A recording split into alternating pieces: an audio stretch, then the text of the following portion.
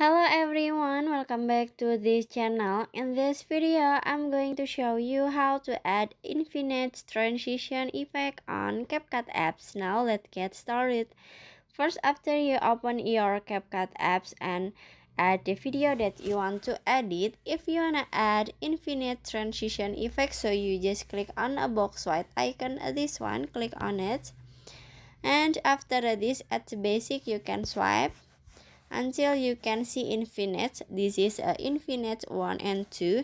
You can choose the infinite that you want. I want to try to use infinite 1 like this, and this is the infinite 2. And after this you can set the transition or set the duration for the transition, so like this.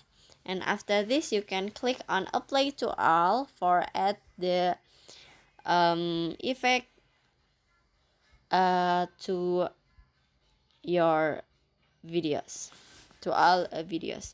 And after this you can click check icon in here and finish. So that how to add infinite transition effect on CapCut apps.